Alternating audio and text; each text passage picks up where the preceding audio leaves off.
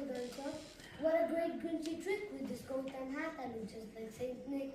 All the Who's were dreaming sweet dreams without care. Then he came up to the first house on the square.